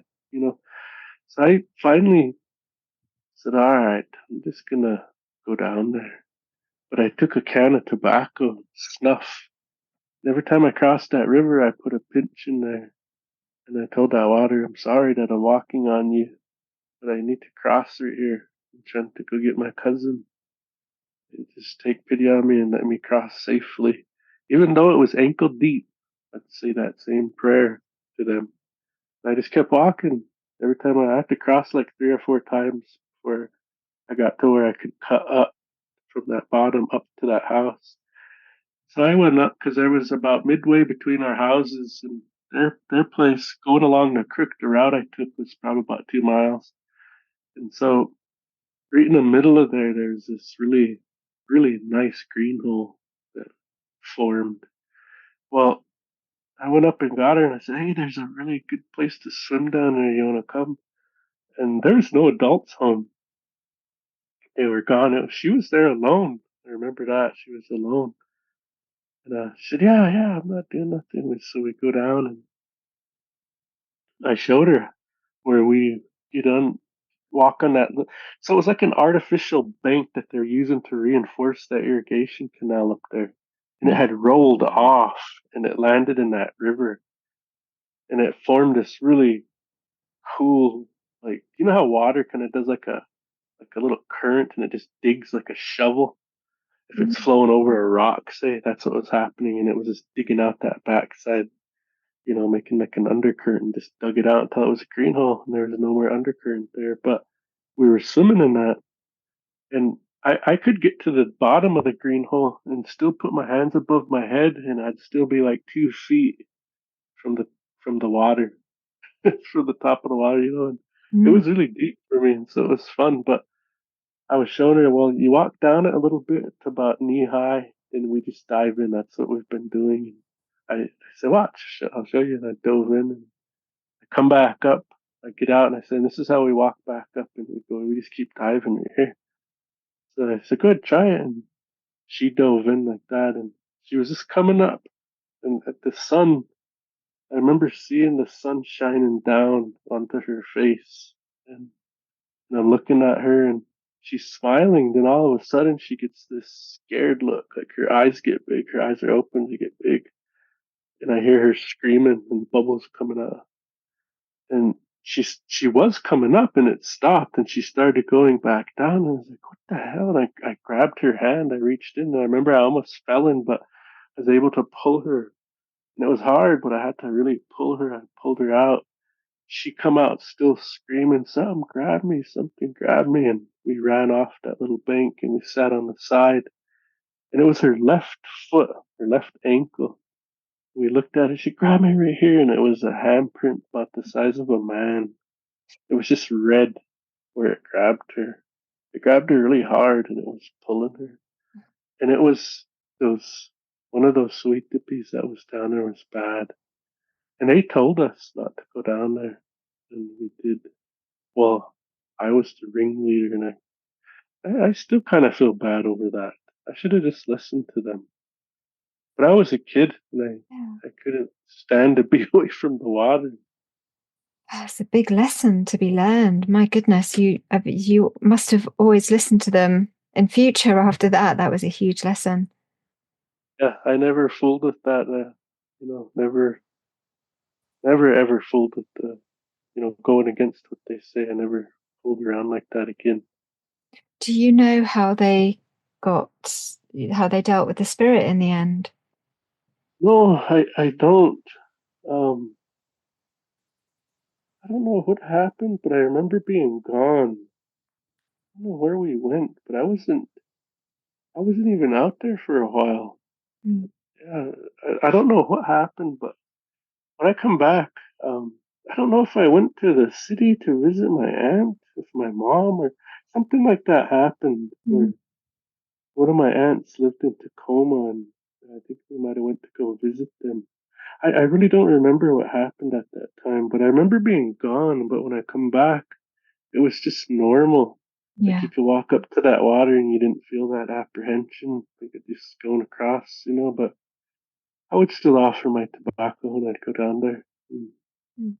just be respectful to them. Yeah. It's something we can all learn from. Maybe there are places near us that take lives that need to be, you know, communicated with, dealt with, cleansed, whatever needs to happen. I think of that quite often. I think I think there are definitely places like that where, like for instance, I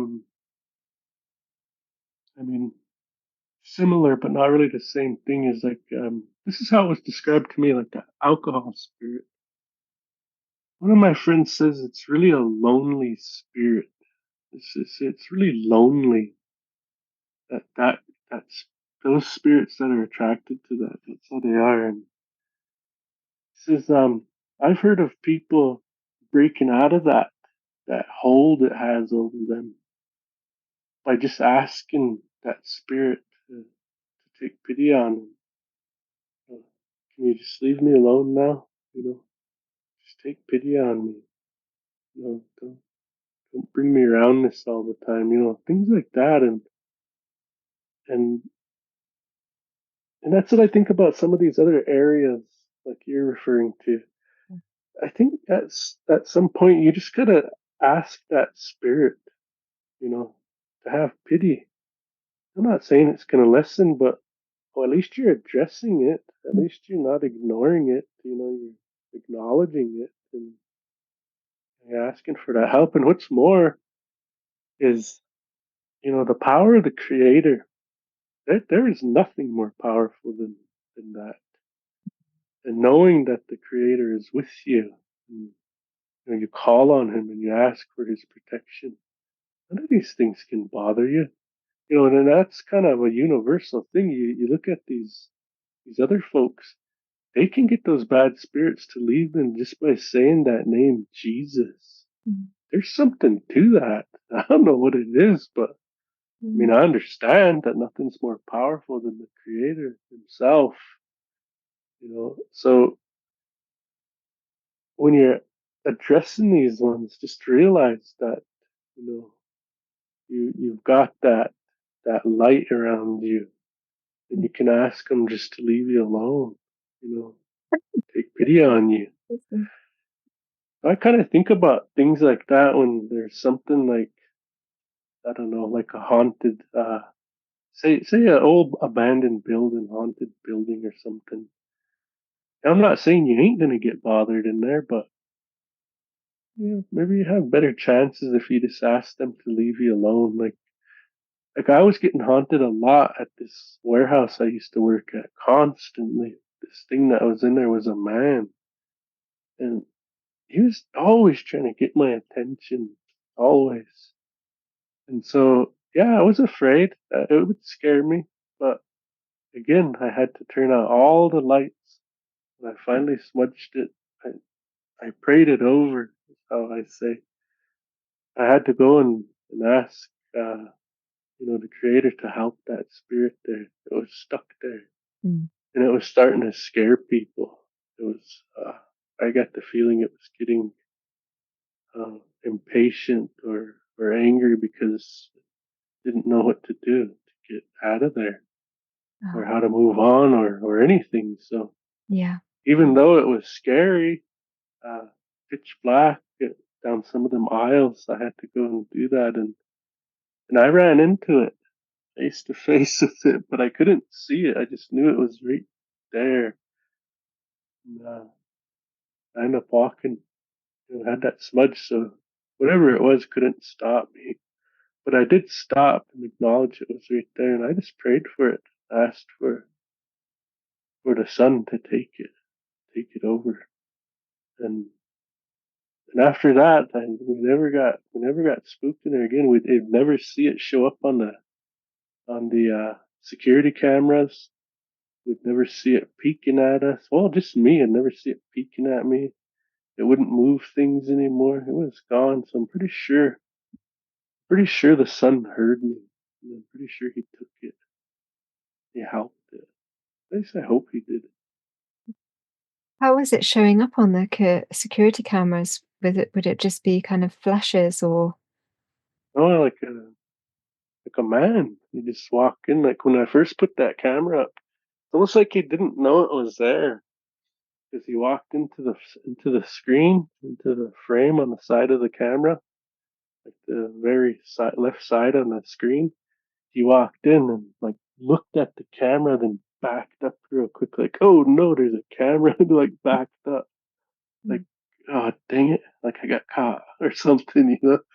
Mm. And my brother would watch that, and then other times it would just make lights come in there in that warehouse. Like it was always doing this weird light on the wall, like kind of above that carpet cutter, and it looked more like a plus sign, not a like cross. It looked more like a plus sign. It was light.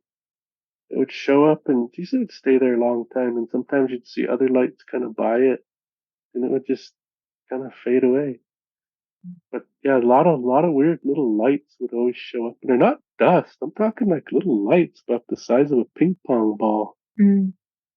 around in there. And then this little cross that would show up. Well, it showed up about three times. It was about a foot by a foot long. You know, wasn't too big, but it would always just kind of be on that wall somewhere on the other side. You know, this is at night, 2, 3 in the morning, because it would kick off with the motion sensor and it would record it. And it got to the point where like I'd come in the morning and I'd clock in and rush right over there. And, what happened? And I'd start Mhm. checking out the events. Yeah. Yeah. Oh, yeah, that's great. Yeah, I have this sense lately that I mean, I've been talking to people for, 5 years now, about these kinds of encounters with otherworldly beings. And like you, I feel like sometimes they're reaching out to us and that we can meet them and commune with them in with our hearts sometimes, and sometimes through spirit, and that we can hear whatever messages they have for us, or try to find sense in the meaning of why we may have encountered them at any given time. And I feel like there's that the sense of that and the knowledge of that and that way of being is it seems to be growing in the West. At least I know, for the many people that write to me, and also podcasts like Timothy Renner's Strange Familiars, and other podcasts that take a different view of these types of encounters, and that see these as a form of the spirit of nature reaching out to us, or that we come across those beings in places where they reside, sacred locations, sacred places. And I just wonder, do you feel that, you know, we in the West might be becoming a bit more enlightened to this again, or maybe remembering what we've forgotten? You know, I think so. I think more and more people are how would I describe that? Waking up or Mm-hmm. something maybe. That's how Mm-hmm. it seems. Seems that doubt is starting to go away. You know, that really destroys that link. And it seems like the more and more that goes away, the more and more folks are starting to have their own experiences, you know. And I don't know if it's just that we live in this social media type age, or even like this age of information where we can get all of these stories more often. Maybe yesteryear they didn't have as much ways to communicate with everybody, and so we didn't think it was that big of a deal. I don't think it's really like that though. I really do think more and more folks are kind of, opening their minds more to this. And you know, to us, to a native, we view, like the traditional ones, we view this world through a spiritual lens, right? Yeah. Like everything has a spirit, everything. So that's kind of how we see everything. And I think more and more people are kind of gravitating towards something different, something more outside of the box that they were raised in, And and yeah, I kind of agree with you. I think there's more people that are aware of that there's something more, you know. Whatever they've been taught growing up just ain't adding up.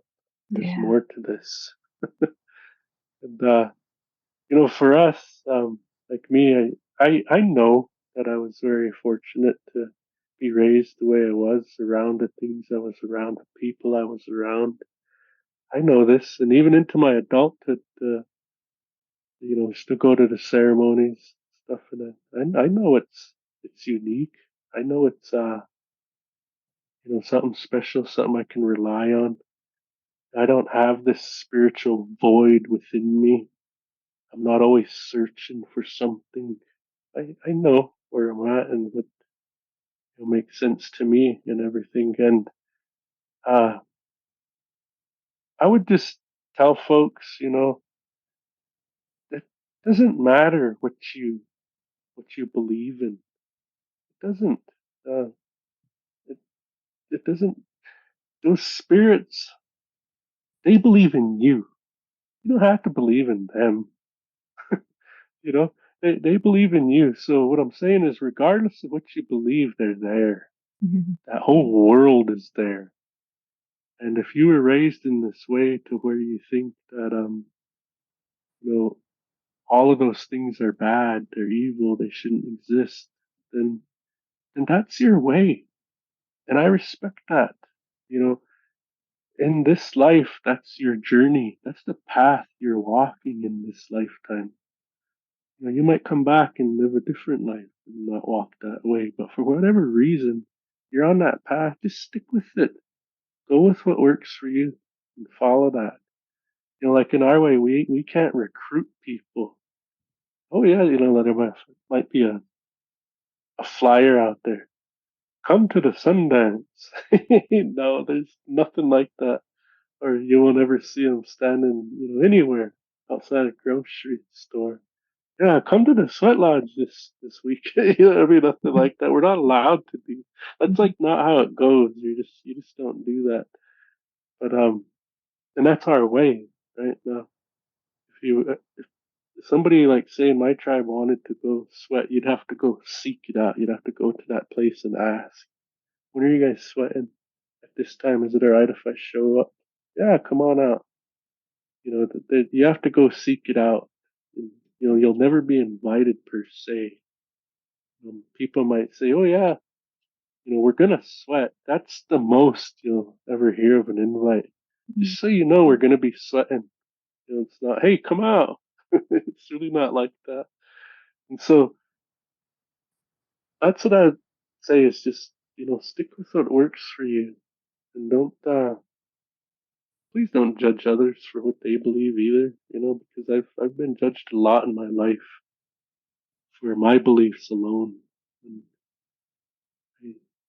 I don't judge them, and I just wish that there could be more acceptance amongst other folks that believe differently than you. As was a brother Richard always said, there are many paths to the same source, and he's right. Absolutely. Mhm. Yeah. Thank you. Thank you so much. It's been a real honor to speak with you, Rod, and it'd be wonderful to speak to you sometime again. And thank you so much for sharing your wisdom with us and your stories.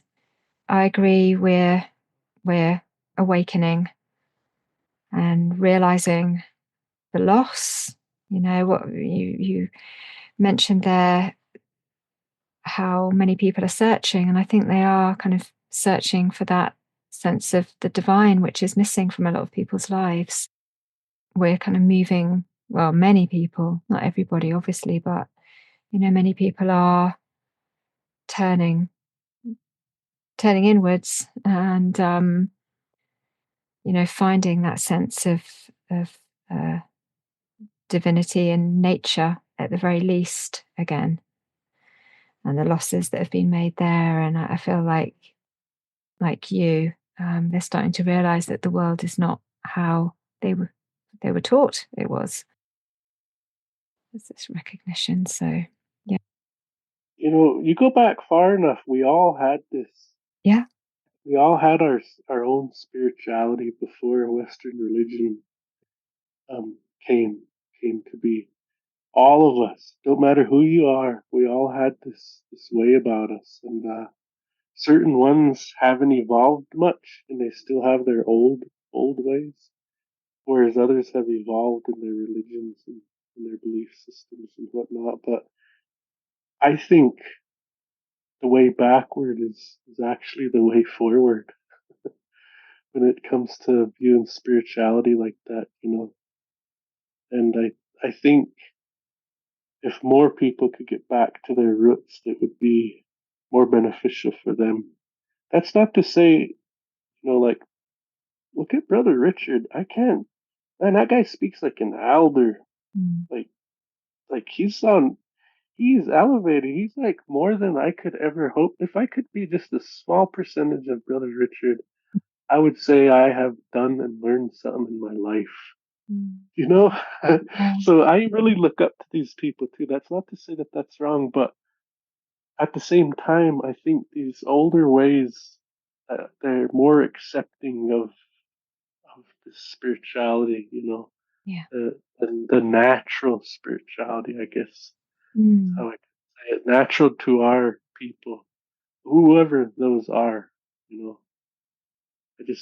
I think that's the way forward. I think that kind of will help fill that void that a lot of people have. You know, I see it a lot. I yeah. really do. There are so many people out there that, and this is why I started the podcast, was because it was a taboo here to talk about that. But you Yeah, know, over the last 5 years, I've seen it change. And this is why I feel I'm filled with hope right now, because it's becoming less of a taboo. Um, and, yeah, people are really interested and wanting to actually explore it without the ridicule, without the demonization, without cutesifying everything, because that's all you ever do to diminish something. Is all you need to do is, demonize it or make it so cutesy that it's ridiculous or whatever. And you see that it's not just with this, it's that's how power structures behave. That's how they keep people down. But I see something else happening. I see the old world crumbling and I see something new forming. And what we're moving towards is it's just as you say, is remembering, reconnecting with the old ways and the way our innate connection with the world, with nature, and these beings to me are part of that. They are part of nature, part of the all. And they are in some of the stories that people tell me about on the podcast. Some of them are really scary, but it's not like they're demonic. Often, what happens is, even though they're scary, it's helped them to move through something. Like it could be they might move through their own fear about something. There's always a message. There's always something there for them to learn. yeah, I agree. I mean, some of the hardest things to do in your life are scary. And I Exactly. think a lot of times you need that little nudge, and sometimes it's those spirits that give it to you, give you that little nudge. Yeah. And you don't even know it a lot of times. You don't even know what's going on. But going back to those old ways, my father-in-law, we really hold a lot of weight in our dreams. Mm, In general, that's from my tribe. And when you have these certain dreams, not all of them, but when you have these certain dreams, you really want to pay attention to them. One of the dreams he shared with me was, he said I was walking out and there was hills and I was just out in the middle of nowhere really. And he said, I look down into this valley and I'm looking at this camp and I see all of the kids running and playing. laughter. There's men, smoking their pipes, is having feasts. It's really a good time. He says, and then all of a sudden I see the camp is just kind of empty. All the people are, you know, passed on, dead, quiet in there. So all of a sudden, he said, I seen those bundles that were on the tripods. That's where they were stored on the west side of their lodge. They jumped off of their tripods. He said they landed on the ground and they turned into rocks and they start rolling back up into the mountains. And they told him, um, we're still here. We're still here, but we're going back up into the mountains. And all it takes is for you guys to come and seek us out. But we're still here. And and that's true. You you could fade away, you know, move into different times, forget about these old things, but those spirits are still there. And they're just waiting for us. Mm. They're just waiting for us. And for us, we have a little more direction on how to go seek them out. But for others, I think over time they'll figure it out themselves. Mm. Because I don't know if it'll really be themselves. I think they'll be guided very subtly by those certain ones back to what they need to know. Mm.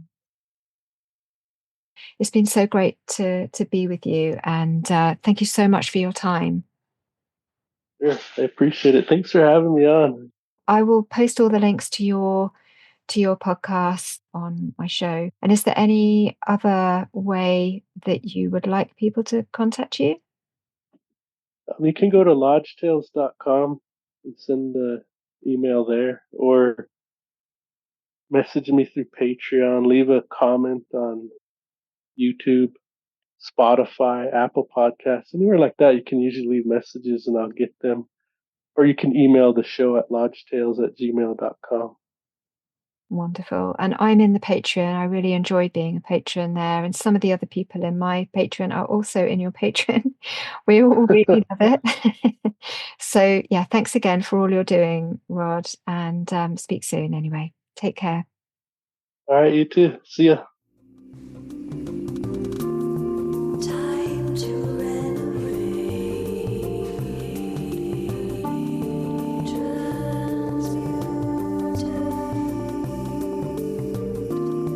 Time to renovate.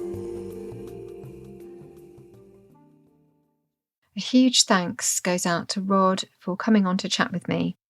I loved hearing about how Rod's father introduced him to the spirit world at a time when his life was potentially in danger. It was a beautiful passing down of this wisdom from the elders to this young man just coming into adolescence. It was held in a safe way for him and with his dad by his side, and the sacred bird not only bestowing him with health but welcoming him into this unseen world that is always around us. So Rod learned that this way of being is an important resource, and he learned about his community's traditions. The shape-shifting creatures are really interesting. I think interactions with these kind of beings are much more widespread than we might expect.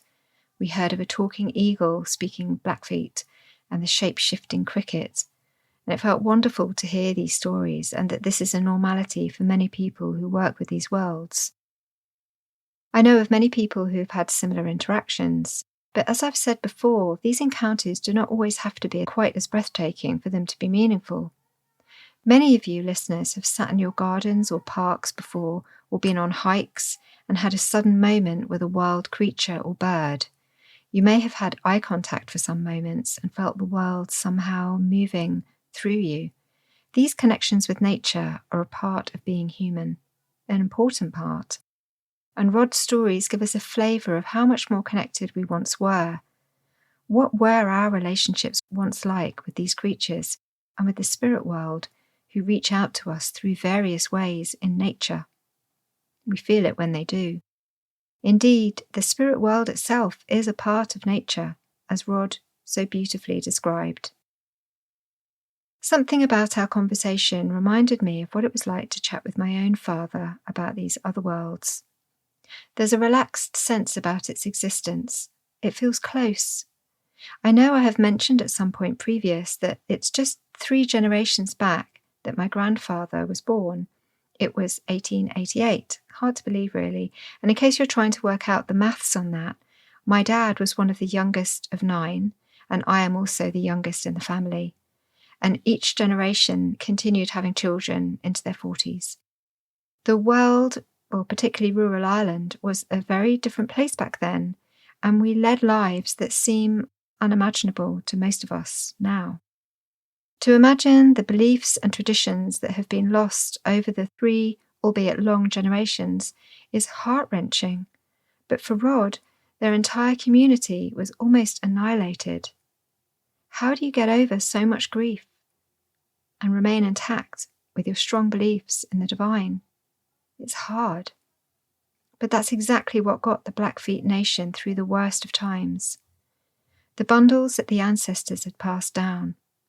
And by the grace of whatever is good in this world, thankfully, they survived and are building their lives again. For all of us, our strong connection with our ancestors is much more meaningful than we realise. And I believe at this time in our world, it's our ancestors that are calling to us right now. Many of you feel it, I know. And if you have Scottish ancestry, just look up what happened with the Highland clearances.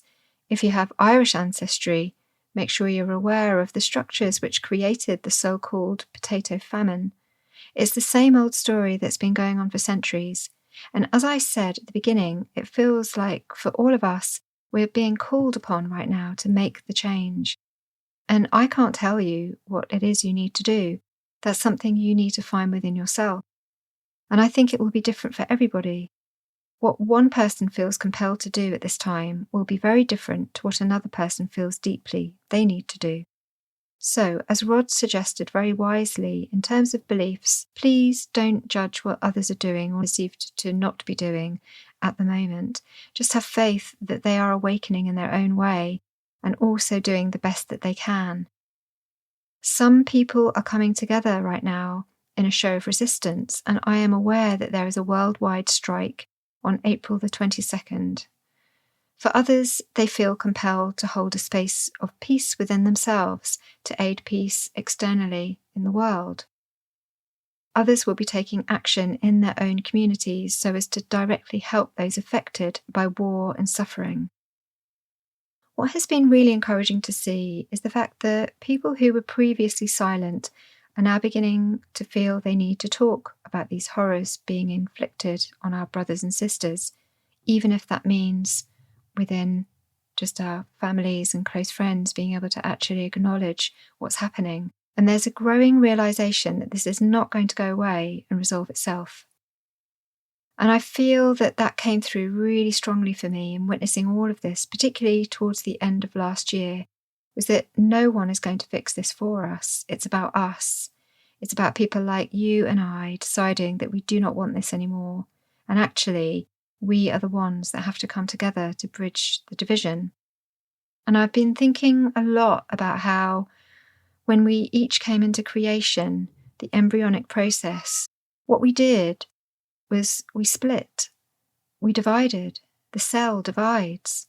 And there's something about that. There's something about the way in which in the beginning of creation, we divide and we divide again and we divide again. And yet eventually the cells work together to become whole. And we start to break out and we begin our lives. And it feels like there's a sense of mystery around that can speak to us at this time. A huge thanks to Rod for coming along to speak with me. Please do subscribe to Lodge Tales and consider joining his Patreon community. As I've said many times, community is everything right now, and it's really good to find your people so that you can aid each other through these most difficult times.